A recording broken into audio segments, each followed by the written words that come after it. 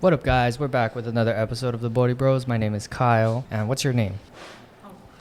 My name's Sandy. Hi, Sandy. Oh, this is so weird. Ready? Yeah? Yeah. You ready? Yeah. Someone else. Right. Let Sandy press it. Okay. Oh, which Press one? the red button. Ooh, this one or this one? No. This one? That one, yeah.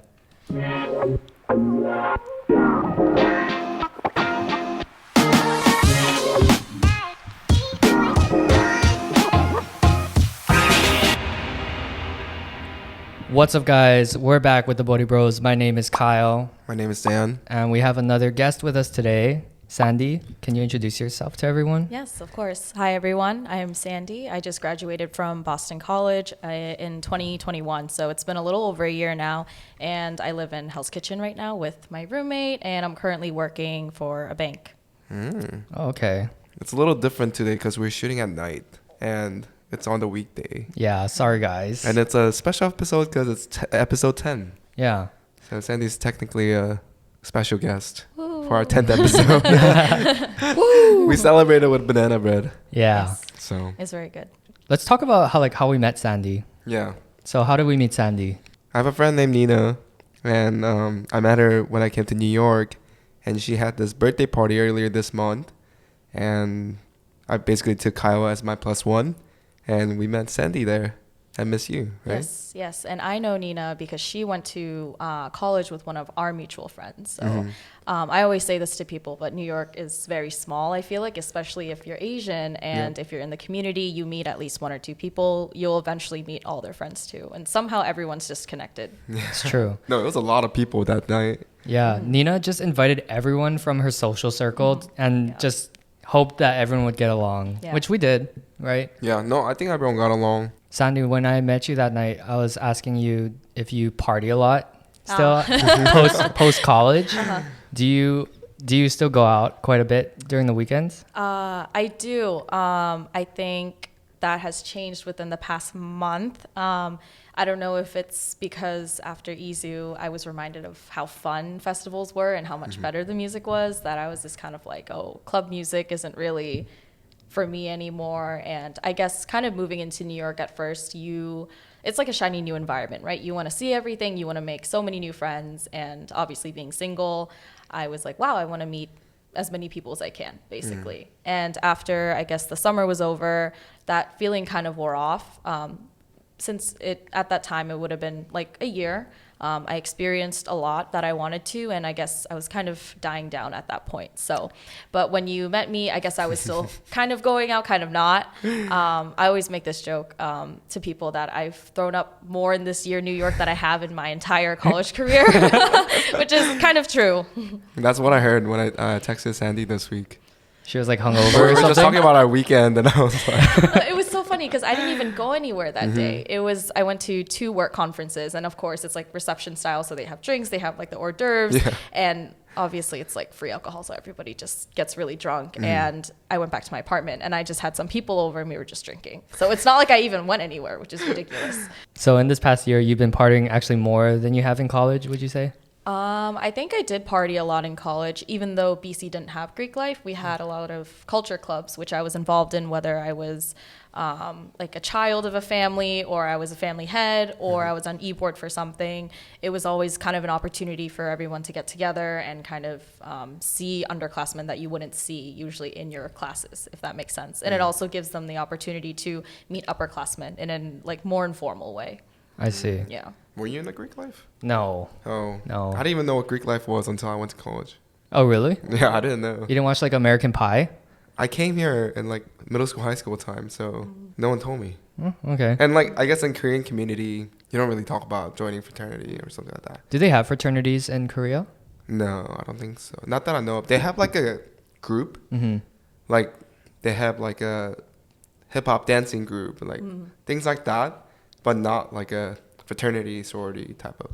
I see. So kind of like clubs. Yeah, it's like a club. It's a club. It's a club. Yeah, It is a yeah. club. It's not like a club. It's a club. Okay. You know. I will say the only difference I've seen between kind of clubs and Greek life is that Greek life is more, I don't want to say generational, but people are more closely tied in a sense that's like if somebody graduated from Harvard and they're in the same fraternity or sorority, if that person goes to work at like Goldman, that person will feel more inclined to kind of help that other person start off their career, if that makes sense. Bond kind of thing. Yeah, like very strong connection, networking. Don't you pay like huge amount of money though, like to join and like stay in it? I don't know if it's, it might be different for guys than for girls, but I know they do this pledging thing and then they have to go through like hazing in some instances. I know there have been some controversies around that, but I'm not too sure about how much money they have to pay, but they do get donations from alumni, I'm pretty sure.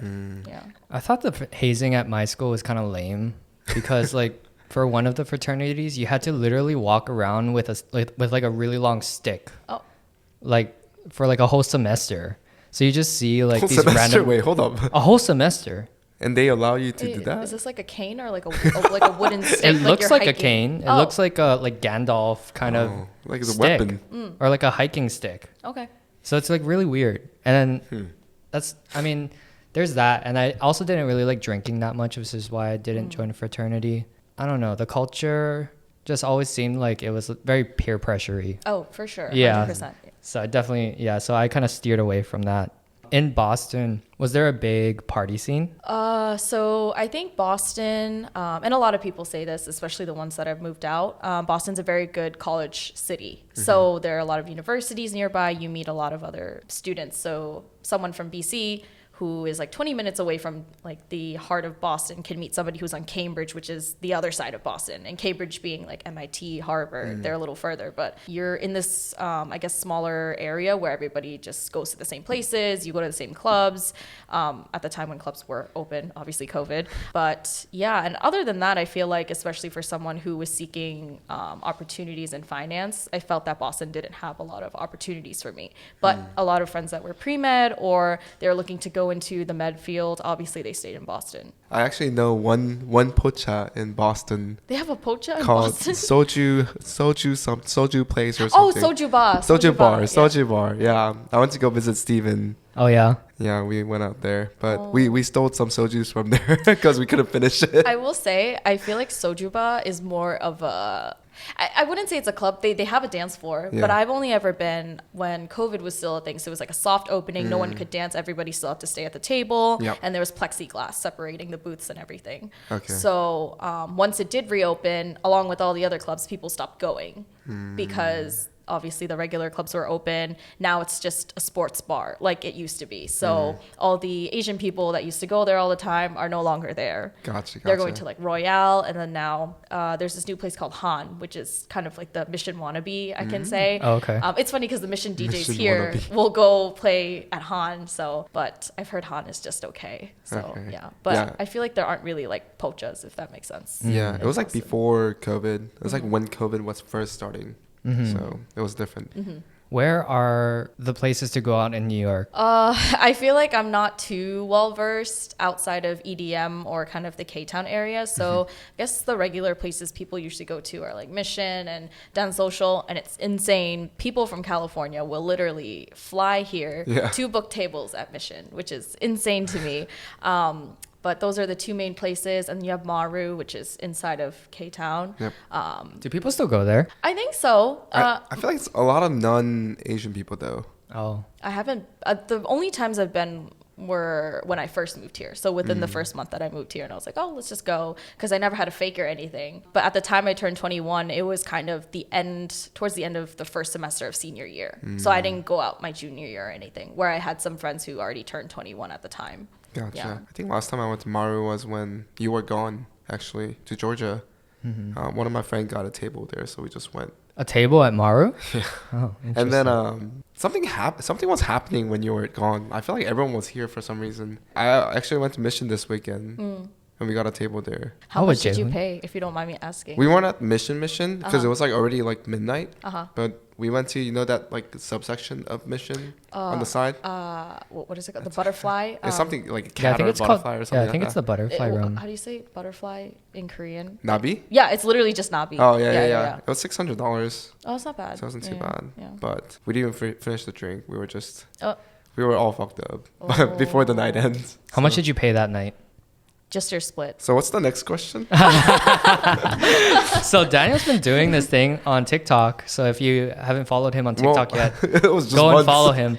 It's Kyungwookie. It was But just once. he's been tracking his expenses every week because he's starting to realize now that he's a pretty high spender when it comes to weekends or like just going out in general. He has a bad habit. He like loves to spend money on other people. Oh, that's nice. I mean, though. it is really nice. That's good for us. It's It is good good for you for us. guys. I mean, It's really good for us. you were there at the Miss You at Nina's birthday too, yeah. right? Yeah, I saw the video and it was like 300 something for all the drinks, and I was like, whoa. Exposed. Yeah, it was. Yeah, I think that's like usually a wild night is when you spend that much money. yeah. I don't spend it every weekend like that. It Yeah. was just like this past weekend. My friend was over for the weekend, Right. so I just wanted him to have a good time.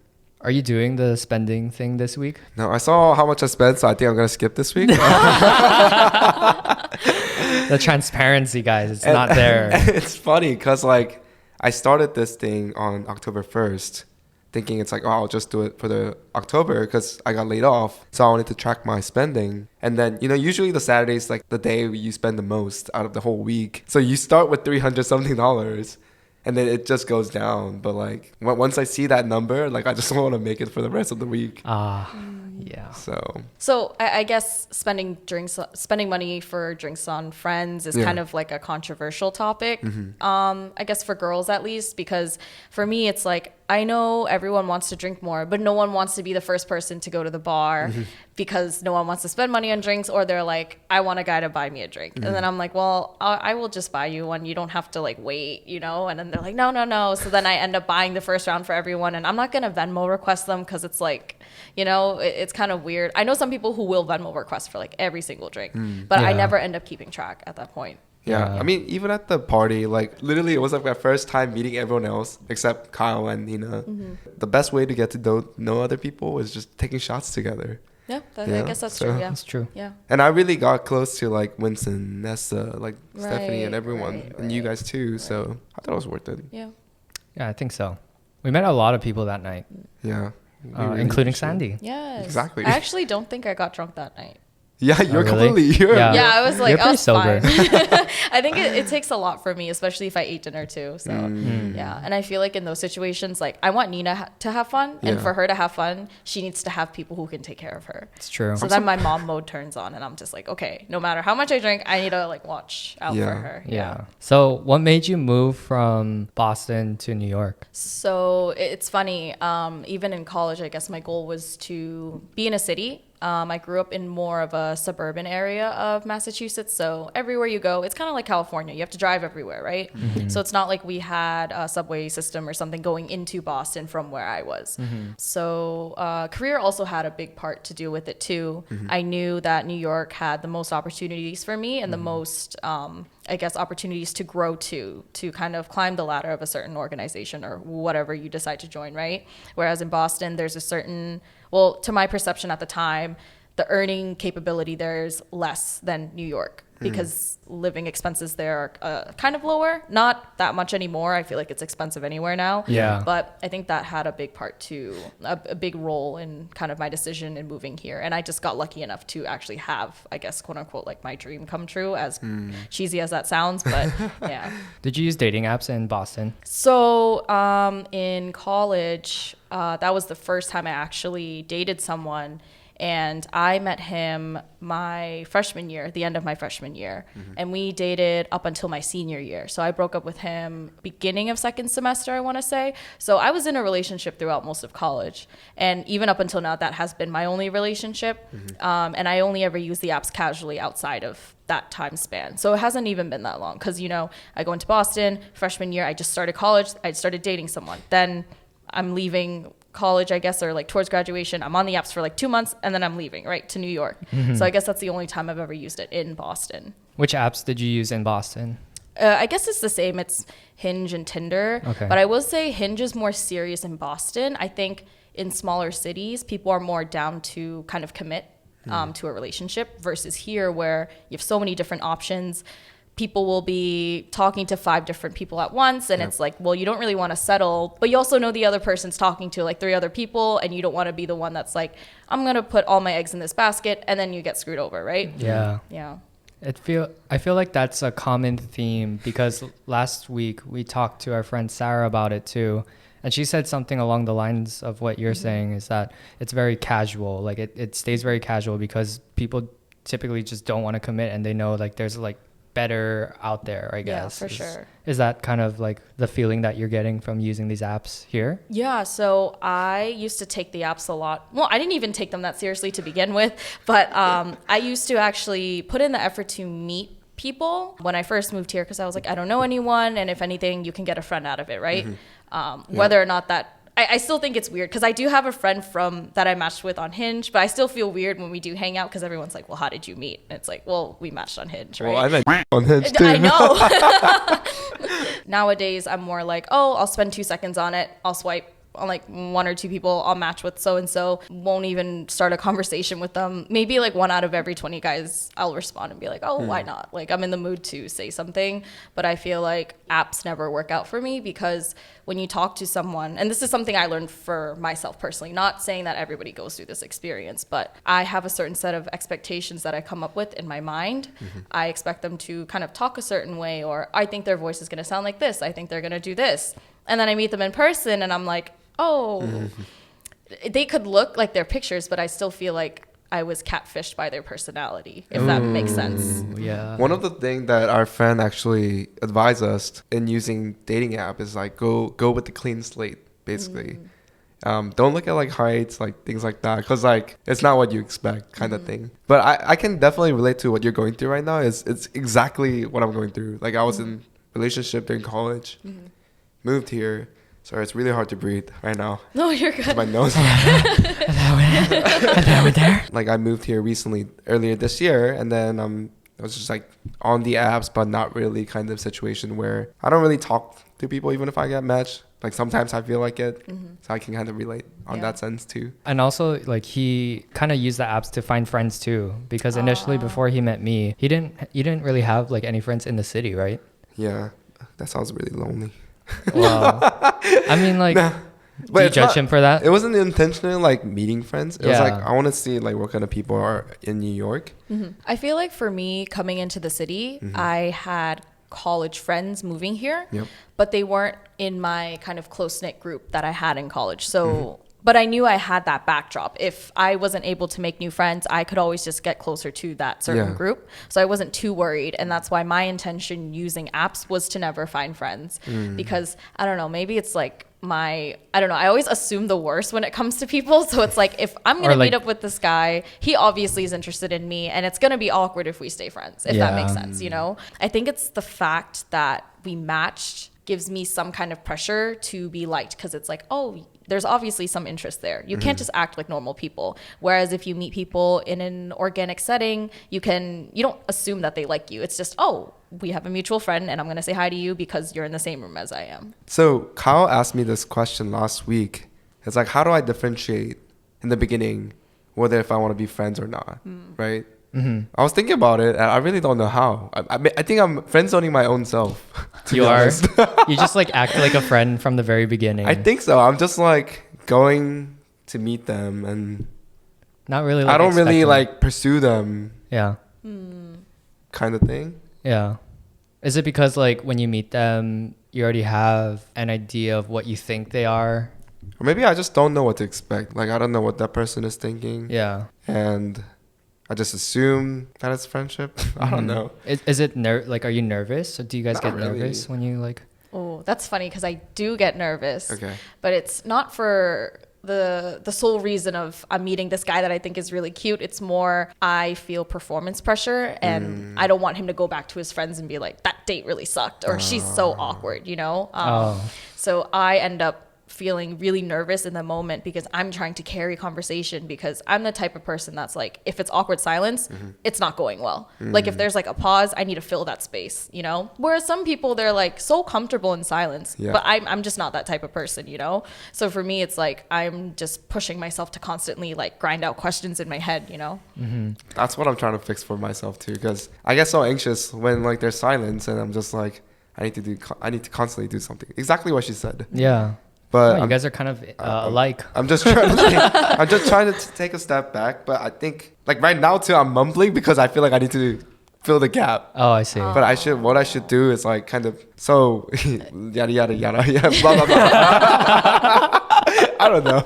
Well, I feel like you only have to worry about that if the other person isn't talkative, though. Yeah. You know? You did say last time that we spoke, you did say that you don't like dating guys or you don't like going on dates as much anymore because you carry the conversation a lot. Yes, I do feel like that. Trying to go back to where we were earlier, I guess the difference between dating in college versus dating in real life is that your time is more valuable in real life, and you have more things to kind of invest your time in, if that makes sense. Because in college, you're in this safe and closed campus for the most part, and you have a set schedule you follow for classes, and then anything you do outside of that is limited to clubs, your relationship, or your friendships. Whereas when you're in the city, it's like you work for majority of your day and you spend a lot of hours working, and then after that you're like, well, I want some time for myself, or you want to go out with friends, and usually that takes a long time.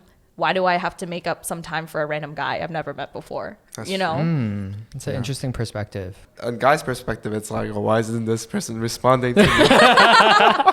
That's why I just don't respond in the first place. Why did they give me a false hope by matching with me and never saying anything or responding to anything? Okay, but to be fair, I feel like there are a good amount of guys that I match with that will never like message me first. I mean, I'm guilty. I'm guilty because I just like, I don't know, because if I haven't spent enough time having a conversation with you, I just don't know you. It's just like everything feels very repetitive in terms of conversations. It's like, oh, I had this conversation before. Like, I know where this is going kind of situation. So why do I want to do it again?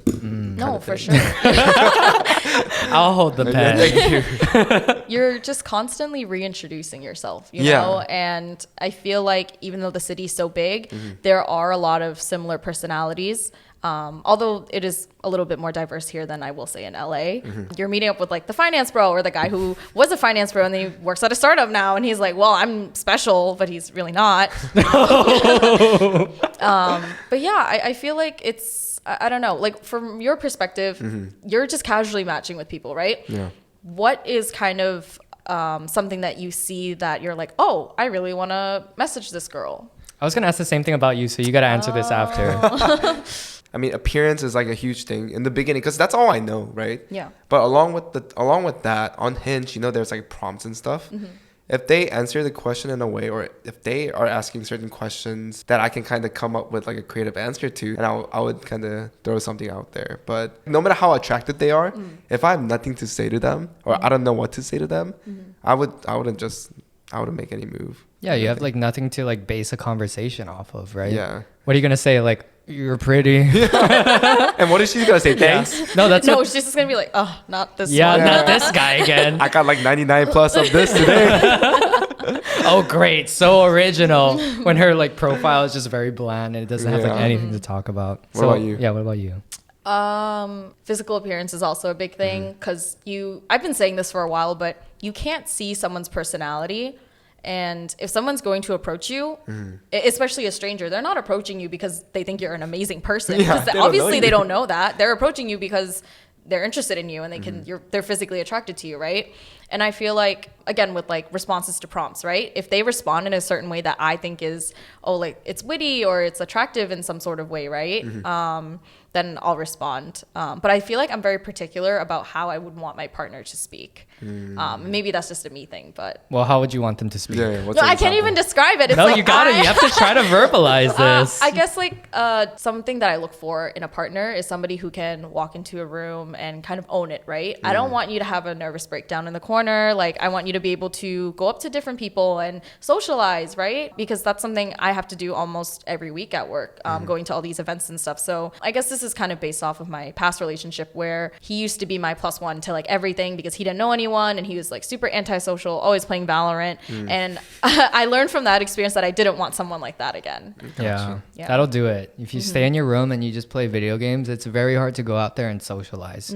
Even though you're like on there socializing with your friends, it's probably, I mean, I would think, I've done it a little bit before in the past, but I feel like it would be really hard to kind of, what is it called? Like switching from like playing video games and like being kind of like introverted to going out and being social. Yeah. No, it takes a lot more energy and effort to actually go out there. For girls especially, you have to actually like get ready. You don't just throw on another black t-shirt and your chain and you're ready, you're going out the door, right? Black t-shirt and chain. Oh lordy.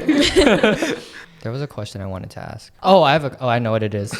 No. I was going to ask him something he said before. Okay. So let's say you're meeting someone in person. Okay. How would you act differently if you wanted to approach her romantically versus in like a friendly manner? I think that's a question that I'm still trying to figure out myself.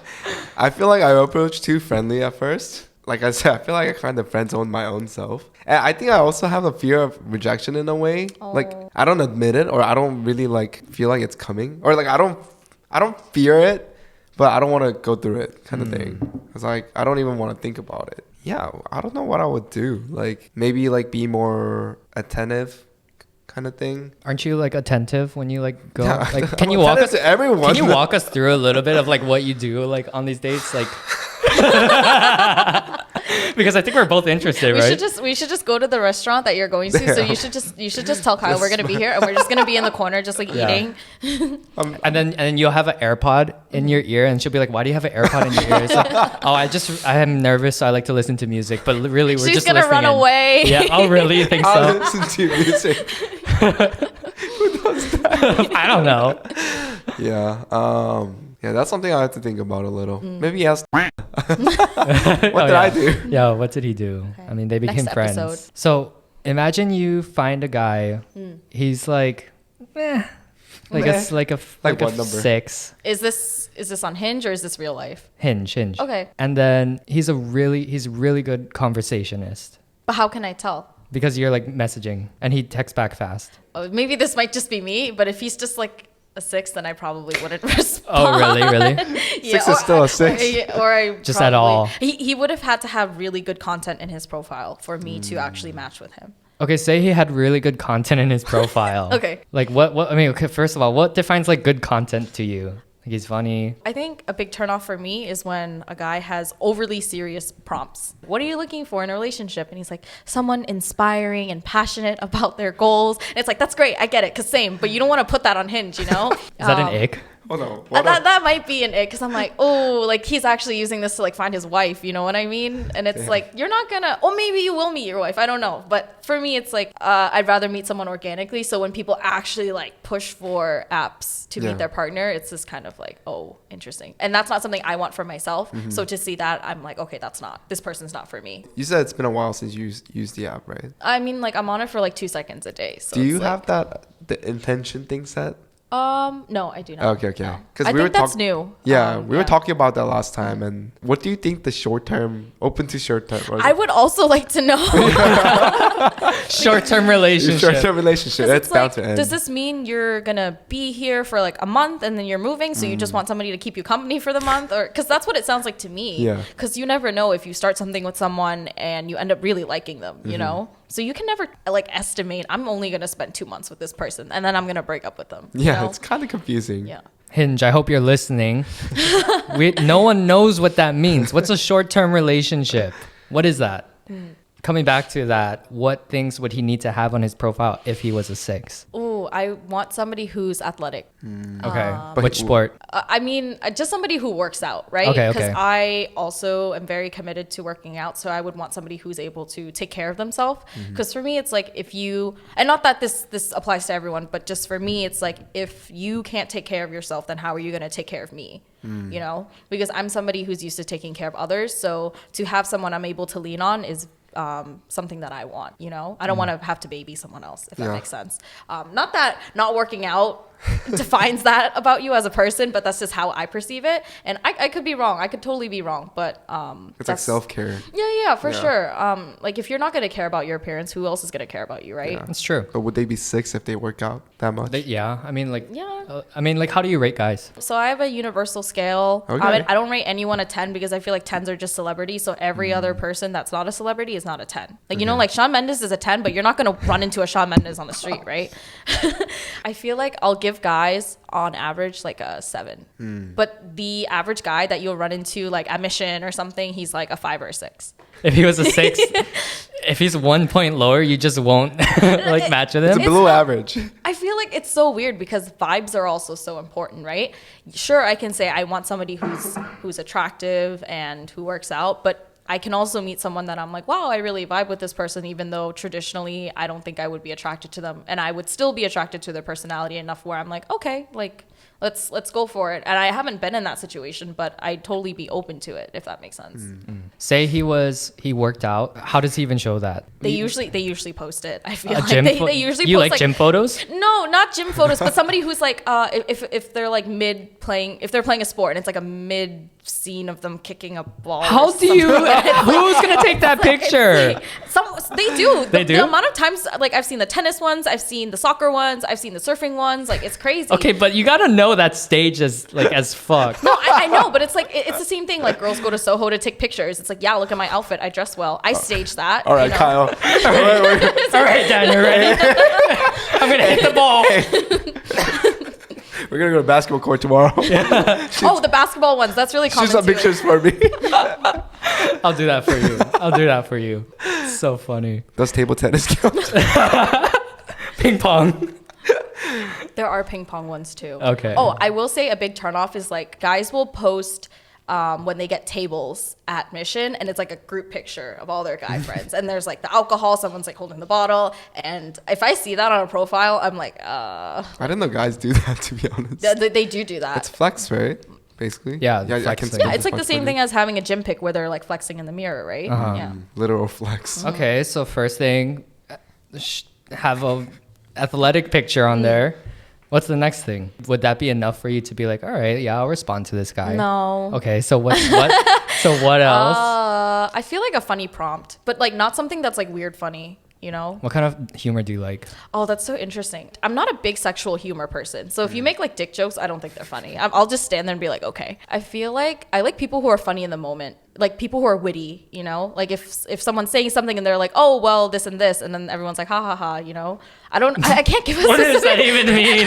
I can't give a specific example, but it's like thinking on the spot, I guess, is like something that I look for. Okay. Yeah, I don't look for like mom jokes or dad jokes or whatever, right? Like, Okay. I think they're just okay. Practiced. I'm just So, okay, so he has a witty prompt and he's athletic. So what if he's like an improv comedian who, because he makes everyone laugh, but he's athletic. He has a picture of him playing basketball. I guess I would prefer for someone to have a more traditional career. Okay. Or like whenever they have like founder at whatever, right? I'm like, oh, that's really impressive because that's something I'm not necessarily looking into, but it's more of like I'm in a spot where I don't know if like finance is where I want to stay. And if I were to leave, I would want to be a founder of something too, to feel more fulfilled. So I would want to get to know them to see what their story was like. So I guess that's one thing I look for. Or they could also be a finance bro. I will still match with them regardless. You like finance bros? I like the non-douchebag part of finance bros. Can you define the traits of finance bro? Like I just know the douche It's makes just- money.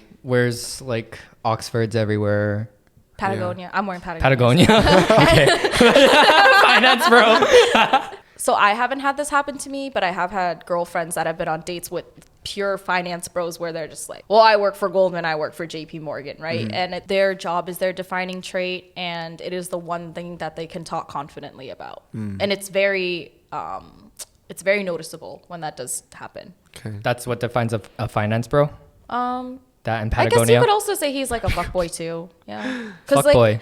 I think traits associated with a finance bro is like somebody who knows how to talk because Yeah. they're in that environment where they do know how to talk. And I like that, but I don't like when it's used outside of work, because then they're a womanizer basically, right? And they know how to get a girl to like them, but eventually they screw over the girl, right? I haven't been in that situation with a finance bro, but I've seen it, and it's a very prominent stereotype, I can say. Yeah. Okay. I would have to assume there are some finance bros that are not like that, right? No, for sure. And it's funny because if they're not like that, then they're more of a software engineer stereotype, which is like the very like, I'm going to stay inside all day. I don't talk to people, right? Like not to that extreme, maybe for some people, but they're more introverted, you know? Gotcha. Yeah. Let's get something straight. Do you like guys who make money? Yes. Okay. Because that's what you're describing here. Because you're like, if it's not finance, Passionate, it's software engineer. Passionate, talk about dreams. It's about that money. Founders. Okay. So he has to be rich / he has to like be really passionate about his career. He has to take care of himself. Yes. And he has to have a funny prompt. Yep. That's it? Maybe a dog Or picture. 6? I don't know. And a dog picture. But I feel like those are very common too. I feel like what I'm telling you is very common. It's not like it's like a 1 out of 100 profile. It's maybe 1 every 5 profiles. Yeah. You know. Yeah, and we're talking about a 6 here, so Yeah. like we got to be a little bit more specific. Okay, so all that, then you'd be like, all right. Yeah. All right. Oh, and if we have mutual friends, it turns out, which for the most part is very common. Oh, okay. Yeah.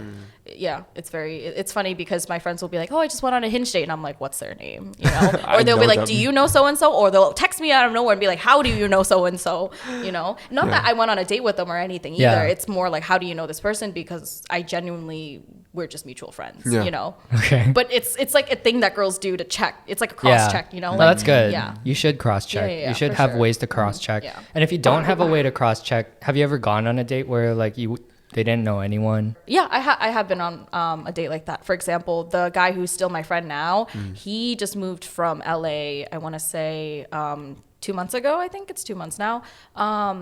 He lived in LA, and then he came here to visit. This was last year, or it was around winter time. I don't remember the exact month, but we did like a work from home date because we were both working, and he didn't know anyone here. I didn't have any mutual friends with this guy, and I guess that's one of the situations where I was like, I don't know anything about him, but like let's meet up, you know. Well, what would you prefer? Like if you were single, let's say, I think I would actually prefer not to know.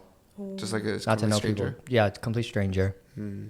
I think for me it's better that way, and then you don't base your like that person off of people's impression of who they were like a year or 3 years or 5 years before. That's true. Yeah. Yeah, I think that's what I struggled with when I was in Georgia too, because I lived there for so long and then their Korean community is very small too, so everyone knows that I dated this one girl for 6 years. Wow. So like if they see me on the dating apps, like they would have that instant questions like what happened, like they would talk about it, and like it gets really messy.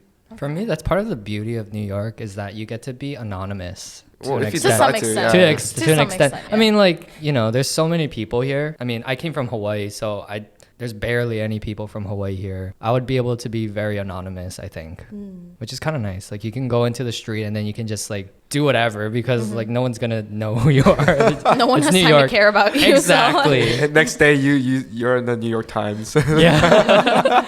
Everyone knows about you now. Okay, so we mentioned icks a little bit earlier. Yes. Can you explain what an ick is to Daniel? Because he doesn't know. To Daniel. Yes. So before ick was a term in college, my friend and I used the word cringe. So we were very sensitive to certain things that certain people would do, and we would feel cringed out about it. And ick was a recent phenomenon, I think. I'm not too sure, but people started saying it recently, and like I knew it was a thing, but that wasn't the term that I used. So for us, I think it pertains specifically to guys because we're straight, obviously. So it's like when we see someone we're interested in and then they do something like, for example, my ex would drop silverware every time we went out on a date. And I'm just like, well, that's kind of, that's like an ick because it's like, why are you so clumsy, you know? So I think it's just anything that's, like you said, like a turn off or something that makes you feel uncomfortable that they do. But is ick like specifically to that person? Let's say like you say your ex was dropping silverwares. Let's say someone really attracted or someone that you're really attracted to starts dropping silverwares again. I think it depends on how they play it off too, you know, because you can be clumsy, but there's a certain way that you recover from it that can make it seem smoother. I don't know. I think it depends on how you carry yourself, for sure. Yeah. Because if he's just going to have like a nervous breakdown because he's like, oh, shoot, I dropped silverware and it's, you know. And he had sweaty hands too. So that was like kind of like another thing. But I think it's more of a feeling that you have. And I know the feeling like really well. Gotcha. Especially if you go on dates with people you don't know. It's like you don't expect anything. And so when they do something, you're like, oh, you know. Dang. Yeah. I really wonder how many girls would have like had icks against me. Should we bring some of your previous Hinge dates? I'm pretty clumsy, I would say. Yeah. How do I play it off? Wait, now I feel bad. What kind of clumsy things have you done? I don't know. I trip a lot. Like, Do you not watch where you're going? no, it's just like He's like deep in the conversation. He's like looking into their eyes. Yeah. Like, I mean, I don't fall though. I like some. But that's an ick though. If someone does that, I will be icked by it. you would be icked by it, and you do that. But okay. I don't want to fall. Are you gonna fall? No. Would you prefer to fall? Is that what you're saying?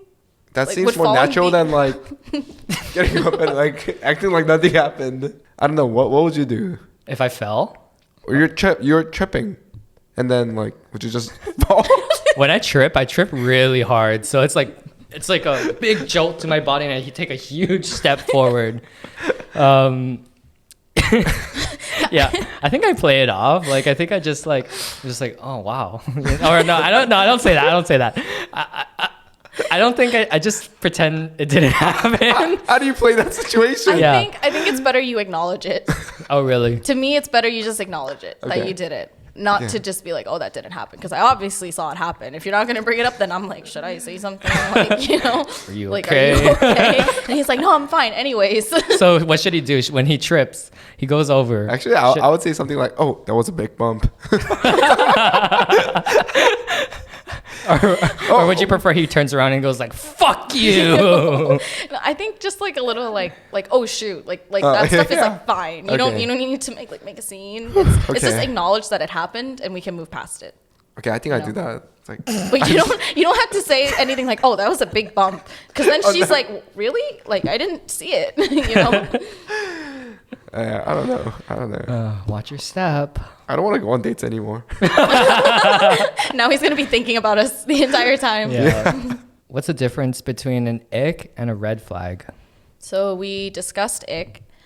For me, red flag is something that you know is bad, but you don't inherit. It doesn't make you feel turned off. You're still attracted to it in some way. We're still at the age where it's like you still enjoy the chase to some extent. So if a guy is gonna be like, yo, I'm talking to 3 other girls, but like I still want to get to know you, you're not going to automatically be like, red flag, I'm not talking to him anymore, you know? It's still like, ooh, like there's like a certain chase aspect to it, right? You know you can't have him right away.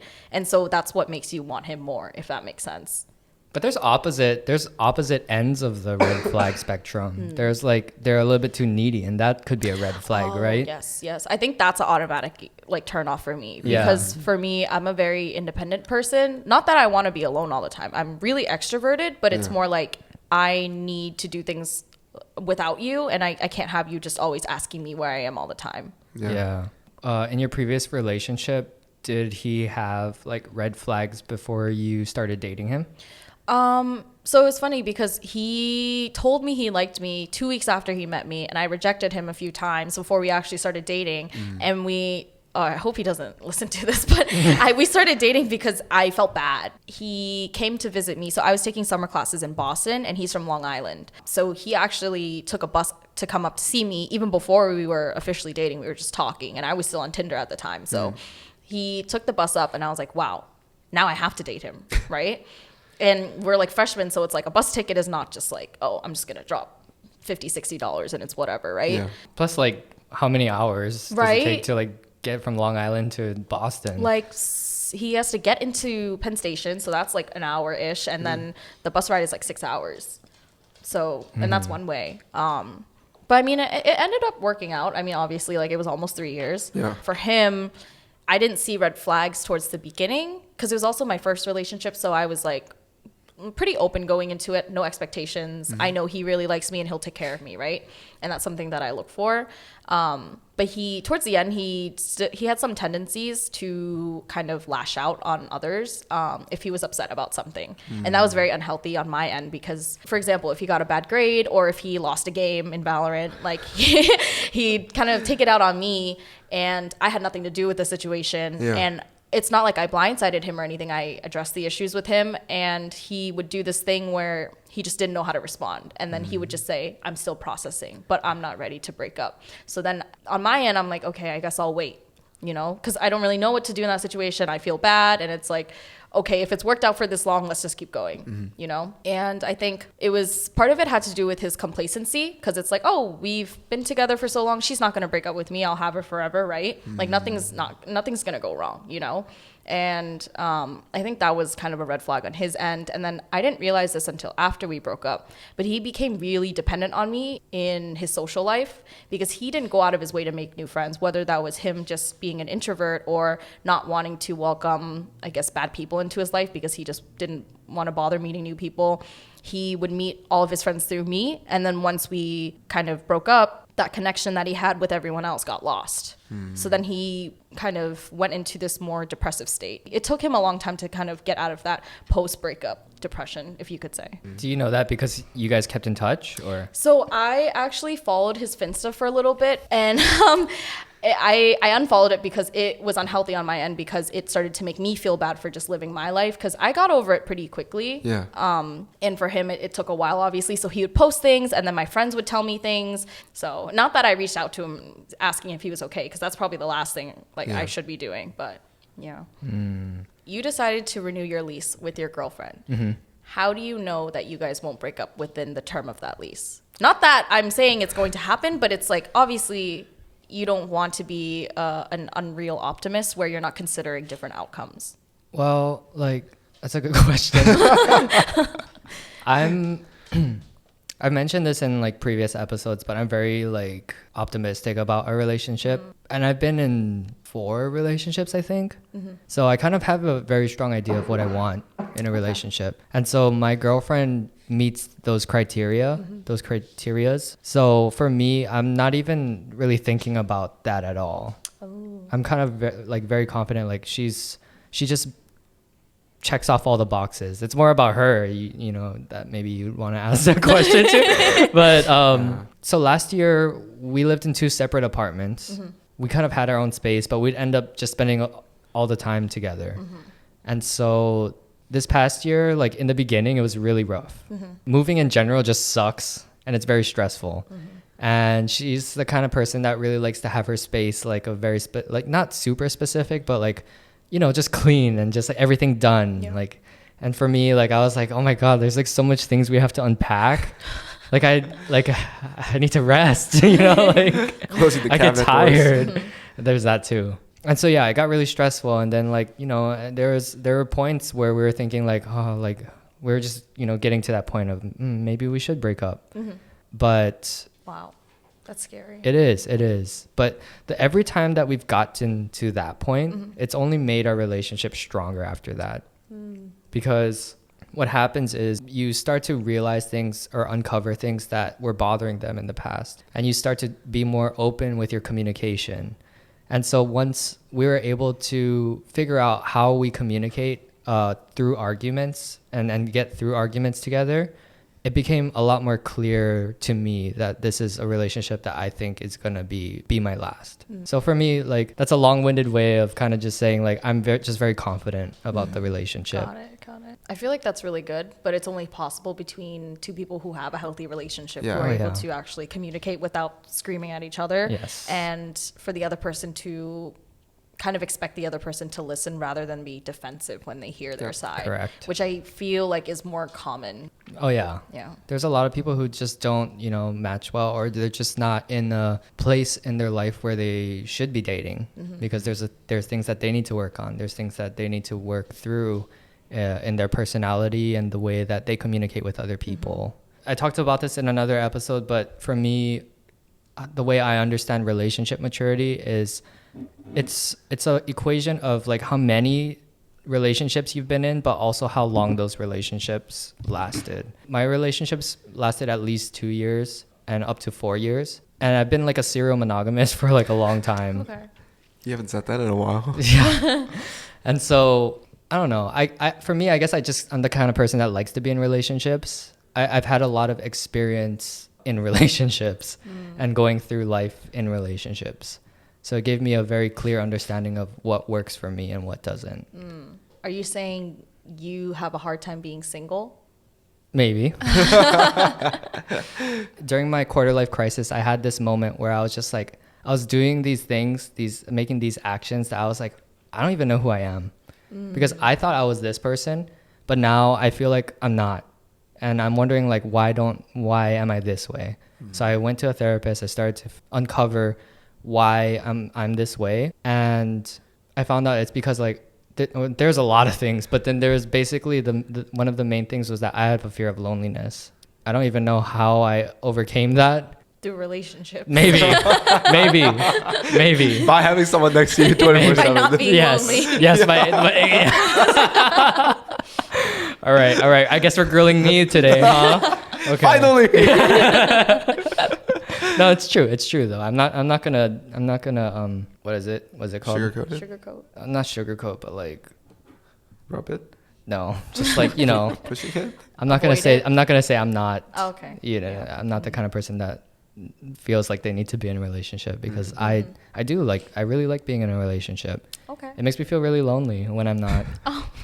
That's why like we had an episode about like being lonely, and I kept asking him like, but aren't you lonely? But it's more of a reflection of myself. Yeah. Because like I'm wondering like why, like how are you not lonely? Because I'd be really lonely. Yeah. Sorry. No, it's fine. I'm very content with my life right now. So I have a question for Sandy actually. Like at this stage in your life, are you ready to be in like another longer term relationship? Do you think? Oh, that was one of the things we wanted to discuss. Like what are you focusing on at this point in your life? This is something I thought about recently because my birthday was beginning of September. Yeah. And it was the first year that I've ever felt that like, wow, I aged a year. Not in a bad way. Like I actually feel like, wow, I went through so much during this year, whether it was I moved to New York or just the experiences that I had. But this was the first year that I actually felt like a year older. And I think like I'm still in a phase of my life where I'm still working on myself, which is totally understandable. I'm only 23. We're still very young. I'm not in a rush to find someone else, but I'm also not pushing away any good people. So if I do meet someone that I'm like, wow, I really like this person, I would invest time in them. And I think it's worthwhile taking out time from spending with my friends or investing time in myself. Then I feel like I would want to kind of invest time in them. But I haven't met someone like that yet. And it takes a lot because I feel like me particularly, I'm very picky, which everyone should be, you know. I'm just not the type of person to go out and date 5 people for 2 months, you know, just because I feel like it's a waste of time for me because I'm just someone who's super busy. It's just, it takes a lot for me to actually want to be with someone, if that makes sense. Yeah. You're at a point in your life where you're really focused on your career. Yeah, for sure. Yeah. I feel like after I came back from my vacation in California, I feel like it was my first time stepping out of the New York bubble since I moved here. And it was so weird because life is so slow there compared to New York. And that was my first time seeing people so relaxed. And no, this guy literally took a phone call. He was on a meeting next to us at the restaurant. And I was like, how is he doing that? You know, it's so weird. But I guess it kind of allowed me to see things from a different perspective, and it made me really think like, what do I really want? I could still climb the ladder and it'll still be a great life. I'll have steady salary, like financial stability is still very important to me. And I think that has a lot to do with my background growing up because I came from like a really like low income family. So being able to be in this position I am now, I'm very grateful for it. And that's why I can't just be like, I'm going to quit and go to art school, you know? Like, I'm not going to do that. Like, I don't like art that much, but like, I'm not going to leave my corporate job just to pursue something super abstract because I'm trying to find myself. Yeah. You know, I just want to find something that's more fulfilling because sometimes in the office, you're there for so long. I wake up like 6 o'clock, I get there by 7:30 and I'm there till like 5:36. I'm there for like the entire day. And nowadays when you wake up, it's dark outside because we don't have daylight savings anymore. And so it makes me feel really depressed when I wake up, you know? And when you leave the office, it's basically dark. Yeah. And during my idle time in front of the screen, I feel like I could be doing something more, you know, rather than just pretending and looking like I'm busy because my boss sits right next to me, you know? Like, not that I want to be on my phone, but I feel like I could be doing something more productive, you know? And for people who are like working from home, or people who are working for startups or have their side hustles, they're able to kind of take that time on their own schedule and work on things that they want to work on, you know? And that's something I feel like I want to do, not necessarily like I'm going to quit my job and go start this, but maybe have something on the side. Do you have any ideas of like what kind of business you'd want to start? So I guess something that I've been focusing on is kind of like a petite clothing line for women. So think of like Aritzia, like more business casual, but for petite women. So think like 5'3", 5'4", and below, because that is something that I found has been very hard to find on the internet, unfortunately. And you would think that there would be a brand that is focused on that, but there actually isn't. So, I mean, certain stores have their petite sections, but it's either too overpriced or it doesn't look good. Yeah. So I feel like having that would be able to fill that market space and that need, you know, and that I'm passionate about it because that's something I look for, you know. So it's not just me coming up with a random idea and I'm like, I think this will do well. Yeah. It's more like I needed this, and I know other people need this. Yeah. You know, I think like whenever you start something, and I'm also very bad at this, so I don't know why I'm giving advice, but I think when you start something, the first thing you should do is maybe just write the business idea. This is the line, like just putting it out here into the world. Yeah. Starts to make it tangible. And then like, how would I create a business behind this? Or like, how would I make the business structure? And then you start to lay out, okay, I will need this, this, and this. Okay, how do these line up to each other? Okay, how do these connect? How do I get money? And then like, and I don't know, because I've never started a business, but like, I feel like making your idea tangible is the first step to actually I mean, if you making it happen. If you look at it this way, even this podcast is like a business technically. Yeah. This is just like a smaller scale of that. No, yeah. I think even you guys having this podcast is a bigger step than a lot of people would take, you know, because I also wanted to do a podcast back in college. Yeah. Obviously that didn't happen. But you know, it's the idea that's there, and you guys just, even buying the equipment is a pretty big step forward, you know, and the fact that you did it already is already showing initiative, you know. We wanted to produce like a quality content, and we are able to do that because we were able to put that money in. So I mean, we were fortunate to have a full-time job at that time, so you still have it, I don't. I'm really enjoying the outcome of this business, but even if we're not earning anything, like it's just like the experience that I really enjoy, and like getting interaction with other people. I get to talk about it with other people. I get to like know you better and things like that. You get to make an impact in the world to like people who actually watched our podcast. Yeah. A few people out there. But no, I really enjoy it. Like I see comments every time, and those are very, very helpful. They make me feel so good when I see those comments. Aww. Yeah. Like they write to all of you guys commenting those paragraphs out there.